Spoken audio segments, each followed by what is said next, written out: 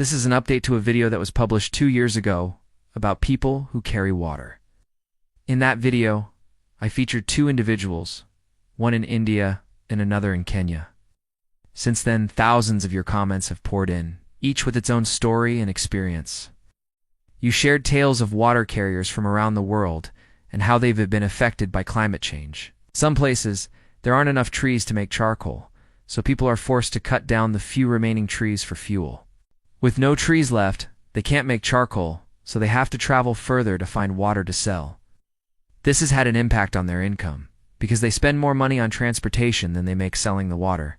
It's a vicious cycle. The stories you told me were heartbreaking but also inspiring. For example, in South Africa, one viewer described how women carry water in plastic bags like giant balloons over their heads, walking for miles to fetch water for their families. In Ethiopia, women said they walk 8 hours a day to collect water, and in Uganda, they walk 4 to 5 hours. Even in developed countries like Australia, people carry water, often for hours at a time, to help keep their towns and cities alive.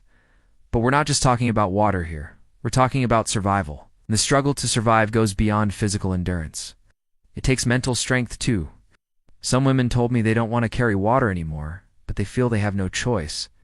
They must do it to survive and take care of their families.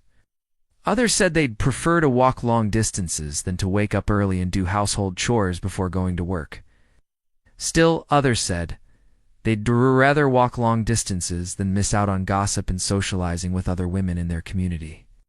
That's why carrying water is more than just a means of survival. It's also a way of life, a tradition, and part of their culture.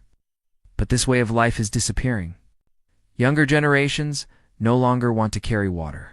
They'd rather stay in school or start businesses. That's why many families are struggling to find a balance between tradition and progress. In this video, I'll show you what it's like to be a water carrier today. We'll explore how climate change affects their lives, how they adapt to the challenges they face, and how they dream of a better future. And if you're new here, subscribe for more updates. When you think of water carriers, you might imagine someone carrying water in a bucket or a jug. But that's not always the case. Sometimes water carriers use plastic bags, balloons, or even tires to transport water. In some cases, they carry water in jars or barrels on their heads, while in others they use carts or sleds. No matter what they use, carrying water can be back-breaking work, especially when you have to walk long distances. For example, in India, some water carriers travel 3 to 4 kilometers every day to collect water. In Kenya, others travel 12 kilometers. In Ethiopia, some walk barefoot for up to 16 kilometers. That's a lot of walking, and it takes a lot of energy. Plus, water carriers often have to carry heavy loads.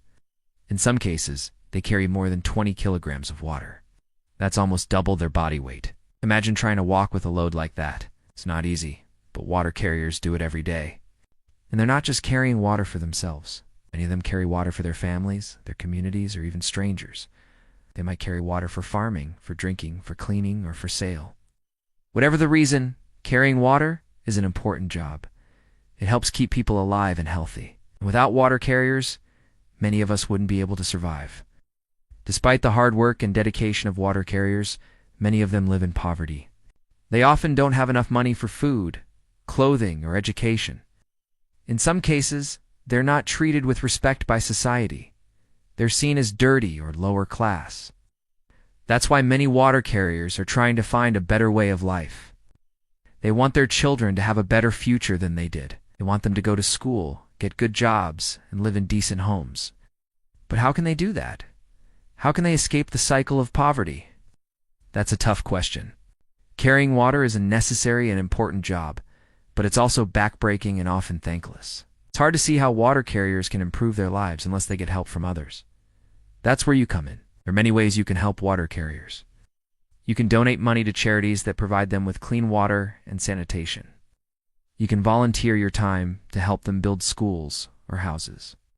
You can also raise awareness of their plight so that more people will help them. Whatever you do, know that you're making a difference in their lives. You're helping them break the cycle of poverty and create a better future for themselves and their children. If you want to learn more about how you can help water carriers, here are some resources for you. You can also watch my previous video, which features the stories of two water carriers from India and Kenya. It's a powerful and moving documentary that will change the way you see the world.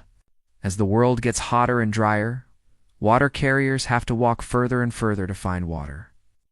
They have to leave their homes earlier and earlier in the morning, and they have to carry heavier and heavier loads. But despite these challenges, they never give up. They're strong, resilient, and determined to survive. Water carriers are heroes and heroines of our time. They're the ones who keep our world turning. They're the ones who provide us with the water we need to survive. They're the ones who make sure that our farms are watered, our homes are clean, and our taps run smoothly. But water carriers are also victims of climate change. They're the ones who suffer most from droughts, floods, and other extreme weather events. They're the ones who lose their crops, their homes, and even their lives. So what can we do for water carriers? How can we help them cope with the challenges they face? First, we need to recognize their importance. We need to appreciate their hard work and dedication. We need to respect their knowledge and skills. Second, we need to support them. We need to provide them with the resources they need to do their jobs. Well, we need to ensure they have access to safe drinking water, sanitation facilities, and healthcare. Third, we need to empower them. We need to help them build their capacity to adapt to climate change. We need to assist them in developing drought-resistant crops, water harvesting techniques, and early warning systems. By doing these three things, we can help water carriers become more resilient and better able to cope with the challenges they face. We can also help them improve their livelihoods and break the cycle of poverty. Water carriers are the backbone of our society, the ones who keep our world running. They deserve our respect, our support, and our admiration. Let us work together to help them cope with the challenges they face and build a better future for themselves and their families. Thank you for watching this video. If you want to learn more about water carriers, check out the resources provided below. You can also watch my previous video, which features the stories of 2 water carriers from India and Kenya. It's a powerful and moving documentary that will change the way you see the world. Don't forget to subscribe for more updates. Till next time.